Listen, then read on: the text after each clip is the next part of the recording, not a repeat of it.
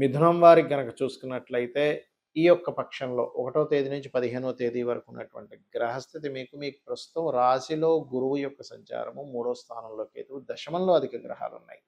శని, కుజ, రవి. అయితే ఆ రవి 11వ తేదీ నుంచి 14వ తేదీ నుంచి 11వ స్థానంలోకొస్తున్నాడు. ఏకాదశంలో శుక్రుడు, భాగ్యస్థానంలో రాహువు, బుధుడు ఉంటూ ఆ యొక్క బుధుడు మరలా మీకు 11వ తేదీ నుంచి దశమంలోకొస్తున్నాడు. ఈ యొక్క గ్రహస్థితిని అనుసరించి ఈ పక్షంలో మీకు ఎలా ఉండబోతుంది, ఏ దేవత ఆరాధన చేసుకోవాలి, మరియు అదేవిధంగా ఎటువంటి విషయాల పట్ల ఏ ఏ తేదీల్లో కూడా మీరు కాస్త జాగ్రత్తగా ఉండాలి అనేటువంటి అంశాలు చెప్తుంది నేనైనప్పటికీ చెప్పిస్తుంది సాక్షాత్ లలితా అమ్మవారిగా భావిస్తూ ఆ లలితాంబిక అమ్మవారి యొక్క అనుగ్రహం మీకు పరిపూర్ణంగా కలగాలని మనస్ఫూర్తిగా కోరుకుంటూ ఇక్కడ గమనించినట్లయితే మీ రాస్యాధిపతి భాగ్యస్థానంలో రాహుతో ఉన్నాడు కాబట్టి ఉన్నత విద్యల కోసం రీసెర్చ్ రిలేటెడ్ సంబంధించినటువంటి విద్యల కోసం చేసే ప్రయత్నం ఫలిస్తుంది. కొన్ని రీసెర్చెస్ కూడా ఫలిస్తాయి 11వ తేదీ వరకు. 11 దాటిన తర్వాత మీకు అంటే 11వ తేదీ నుంచి మనకి దశమ స్థానంలోకి వెళ్తున్నాడు కాబట్టి వృత్తి స్థానంలో అనేకమైనటువంటి గ్రహాల సమ్మేళనం ఉంది. కాబట్టి ఈ వృత్తి స్థానంలో ఉండేటువంటి గ్రహాల సమ్మేళనం మూలంగా ఇక్కడ ఏమిటంటే ఈ ఘర్షణ గ్రహాలు ఉన్నందుకు కాస్త చేసే వృత్తిలో మార్కెటింగ్ రంగాల్లో ఉండేటువంటి వారికి, కన్స్ట్రక్షన్ రంగాల్లో ఉండేటువంటి వారికి, ఎనీ బిజినెస్ డీల్స్ రిలేటెడ్ సంబంధించిన వ్యాపార ఉద్యోగ సంబంధించిన వాటిలో ఉండేటువంటి వారికి ఈ యొక్క ప్రభావం మాత్రం పడుతూ ఉంటుంది. అలాగే మీరు ధన సంబంధించినటువంటి విషయంలో 5, 6, 7 తేదీలు కాస్త ఎవరికైనా అప్పులు ఇవ్వడం, అప్పు తీసుకునే విషయంలో జాగ్రత్తగా ఉండండి. మరలా పెద్ద మొత్తంలో మీరు మనీని ట్రాన్స్ఫర్ చేసేటప్పుడు 13, 14, 15 తేదీల్లో కాస్త జాగ్రత్తగా ఉండాలి.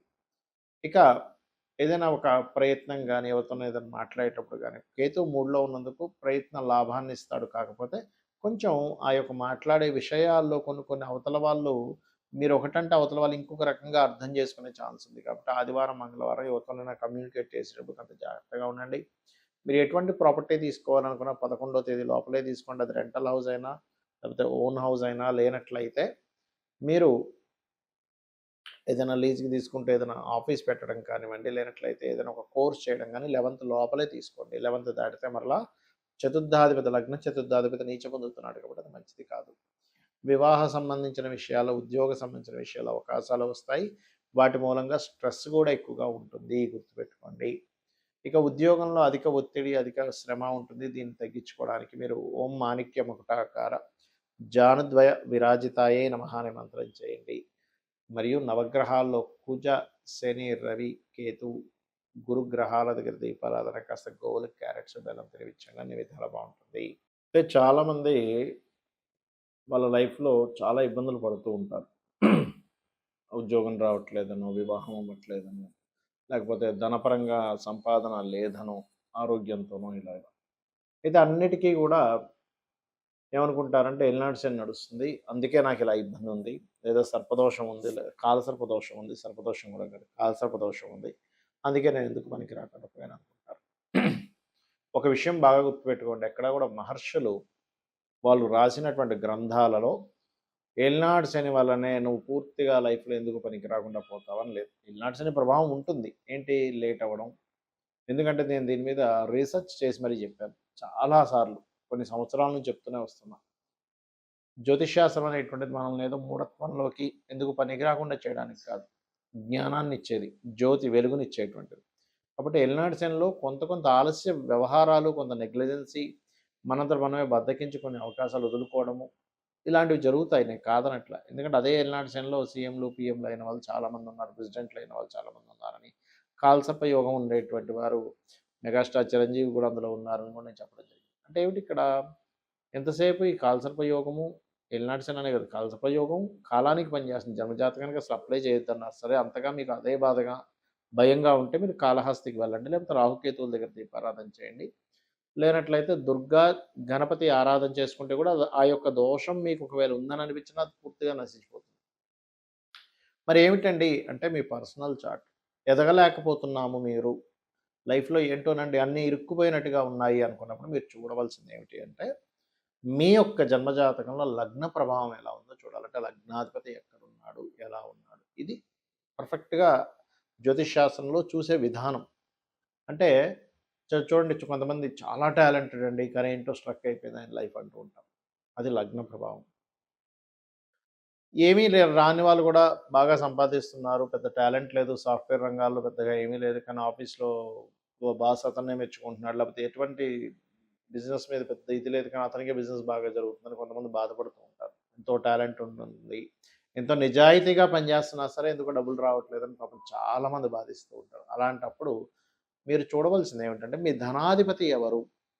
మీరు ఏ వ్యాపారం చేస్తే డబ్బులొస్తాయి? లేదా ఏ ఉద్యోగంలో ఎటువంటి స్కిల్స్ నేర్చుకుంటే డబ్బులొస్తాయి? ఎ ఈ ఇప్పుడు ఇప్పుడు మాత్రమే కేవలం కొంత తాత్కాలికంగా కొంతవరకు ధనం రాకుండా ఉండే ఇవి నడుస్తుంటాయి. అప్పుడు మీరు ఏ దేవతారాధన, ఏ మంత్రాన్ని చేసుకుంటే అందులో ముఖ్యంగా ప్రధానంగా లలితా సహస్రనామాలలో ఓం సంపత్కరీ సమారూఢ సింధుర వ్రజసేవితాయే నమః అనే మంత్రం చేయడం ద్వారా మీకు అమ్మవారి యొక్క ఆ యొక్క నామ జపము మూలంగా పూర్వజన్మల్లో మనం తెలుసో తెలియకో ఏదో కొన్ని కొన్ని తప్పిదాలు చేస్తూ ఉంటాం. అది మానవ సహజం.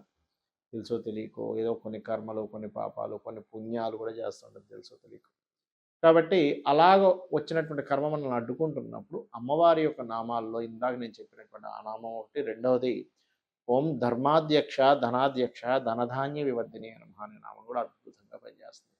ఇదే రకంగా మూడో భావం మీరు చేసే ప్రయత్నాలు. నాలుగవ భావం అంటే మీ విద్య, మీ యొక్క మీరున్న వాస్తు, మీరు ఏ డైరెక్షన్‌లో ఉండకూడదో ఆ డైరెక్షన్‌లో వెళ్ళుండి మీ అదృష్టాన్ని దూరం చేసుకుంటుంటారు. ఇది కూడా తెలీదు చాలామందికి. అన్ని దిశలు మంచివే. భగవంతుడు అన్ని దిశలు మంచివే సృష్టించాడు. ఏ దిశ కూడా చెడ్డది కాదు. కానీ మీకేది పనికొస్తుంది? కొంతమంది చూడండి, షుగర్ ఉంటే చక్కెర పనికిరాదు. చక్కెర తినలేదు. తినకూడదు. అలా అని అందరికీ ఇబ్బందా కాదు. అదేవిధంగా కొంతమందికి ఒక సైజు చొక్కానో, ఒక సైజు చెప్పో మీకు కరుస్తుంటుందది. అలా అని చెప్పుల దోషం కాదు. మీకు టైట్ అయిపోయింది. ఇంకొక వ్యక్తికి అదే చెప్పు బావుంటుంది కూడా. ఆ రకంగా ఏంటంటే మనకి ఏ డైరెక్షన్ పనిచేస్తుంది. సంతాన అభివృద్ధి పంచమ స్థానంలో ఉంటుంది. మన ఆలోచన విధానం పంచమ స్థానంలో ఉంటుంది. ప్రేమ వ్యవహారాలు, కొంతమంది చూడండి ప్రేమ వ్యవహారాల్లోకి వెళ్ళి ఇబ్బంది పడితే మరి కొంతమంది ఆ ప్రేమ మూలంగానే వాళ్ళ లైఫ్‌లో అద్భుతమైన స్టేజ్‌కి వెళ్తారు. ఎందుకంటే ప్రేమించిన వారిని నేను అద్భుతంగా చూసుకోవాలి అనేటువంటి భావనతో. ఫ్రెండ్స్ వల్ల కొంతమంది చెడిపోతే అదే ఫ్రెండ్స్ వల్ల కొంతమందికి అద్భుతంగా కలిసొస్తుంది. అది పంచమ స్థానంలో ఉంటుంది. రుణము, రోగము, శత్రుత్వాలు ఎందుకు ఏర్పడుతున్నాయి? మనం ఎవరికి రుణపడి ఉన్నాం?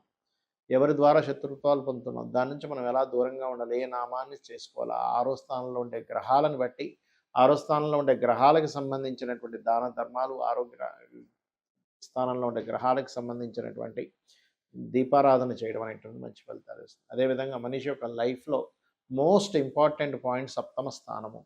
ఇది వివాహ జీవిత భాగస్వామిని చెప్తుంది. ఎలాంటి వ్యక్తి వస్తారు? మీ కర్మలో ఎవరున్నారు? దాన్ని మీరు యాక్సెప్ట్ చేయాలి. అంతేగాని అలా అని మ్యారేజ్ మ్యాచింగ్ ఎందుకు చూస్తున్నామండి అనిపించొచ్చు ఇక్కడ మీకు. ఎందుకంటే నాకు కూడా ఒకప్పుడు ఇలాంటి సందేహాలొచ్చాయి. అదేంటంటే వివాహం అనేటువంటిది ఒక ఫ్రీ వీల్. ప్రతి మనిషికి 3-5 సార్లు వస్తుంది. ఈ మంచి సమయంలో నువ్వెప్పుడు చేసుకుంటావో ఎంచుకొని చేసుకోవడం ముఖ్యం. అంతేగాని సర్లే ఎలాగుంటే అలా ఉంది అని మనం అన్నిట్లో అనుకోవట్లేదు. ఎలా అయితే అలా సాగుతుందని ఎందుకు అనుకోవట్లేదు. ఏది పడితే అది ఎందుకు తినట్లేదు. అన్నం తినేటప్పుడు కూడా అందులో రాళ్ళున్నాయో లేవో చూసుకొని తింటున్నాం. రాళ్ళతో ఏదంటే తినేస్తున్నామండి అనట్లేదు. ఎందుకు అంటే మనకి భగవంతుడు ఒక ఫ్రీ వీల్ కూడా ఇచ్చాడు. అంటే మన చేతిలో కొంత ఉంచి కర్మ సిద్ధాంతం, కర్మపరంగా మనకు కొంత జరుగుతూ ఉంటుంది. అందులో దృఢంగా జరిగేటువంటి కర్మ ఉంటే అది మాత్రం మనం తప్పించలేం. ఆ కర్మ అనుభవించడానికే భూమి మీదకొస్తాడు. ఆ రకంగా వృత్తి, వ్యాపారాలు, విదేశాలకు వెళ్లి చేసే యోగం ఉందా? ఇక్కడ ఉండి అభివృద్ధి అయ్యేటువంటి యోగం ఉందా? వ్యాపారంలో అభివృద్ధి అయ్యే యోగం ఉందా? ఏ వ్యాపారంలో మీరు అభివృద్ధి అవుతారు? అనేటువంటి అనేకమైనటువంటి అంశాలు మనకి జ్యోతిష్ శాస్త్రం చెప్తూ ఉంటుంది. అయితే ఇవన్నీ ఒక ఎత్తయితే మనకి కొంతమందికి జాతకం రాసి ఉండదు. అంటే పూర్వీకులు వాళ్ళ వాళ్ళకప్పుడున్న అవగాహన, అప్పుడుండేటువంటి దీని పరంగా కొన్ని కొన్ని ఇళ్లల్లో వాళ్ళ డేట్ ఆఫ్ బర్త్ గానీ, టైం గానీ నోట్ చేయలేదు. అప్పుడేంటి పరిస్థితి? చక్కగా ఏమీ టెన్షన్ పడకుండా హ్యాపీగా ఉదయం నిద్ర లేచి కాలకృత్యాలు తీర్చుకొని దీపారాధన చేసి లలిత చదువుకోండి చాలు, ఇంకేం అక్కర్లేదు. లేదంటే నాకు విష్ణుమూర్తి ఇష్టం, చక్కగా విష్ణు సహస్రనామాలు చదువుకోండి. లేదంటే నాకు శివుడు అంటే ఇష్టం అండి, శివ సహస్రనామాలు చదువుకోండి. అంటే ఏదైనా ఒక సహస్రనామాలను మీరు కనుక రెగ్యులర్గా చేస్తూ ఉంటే ఆ యొక్క భగవంతుడు మనల్ని ఒక బిడ్డని తల్లి జాగ్రత్తగా పట్టుకెళ్తుంది చూసారా చిన్న పిల్లగా ఉన్నప్పుడు, అలా మనల్ని దగ్గరుండి తీసుకొని వెళ్తూ ఉంటాడు. ఈ యొక్క కర్మబంధాల నుంచి కానివ్వండి, ఈ యొక్క జీవుడిని ఎలా దాటించాలో ఆయనకి తెలుసు. ఇక్కడ ముఖ్యంగా గోశాలకు వెళ్ళడము, నిత్యము దీపారాధన చేయడము, నిత్యము లలితా సహస్రనామాలు లేదా మీ ఇష్టదేవత ఆరాధన చేసుకోవడమే మీ యొక్క జాతక చక్రంలో ఉండే దోషాలను పూర్తిగా తీసేస్తుంది. శ్రీమాత్రే నమః.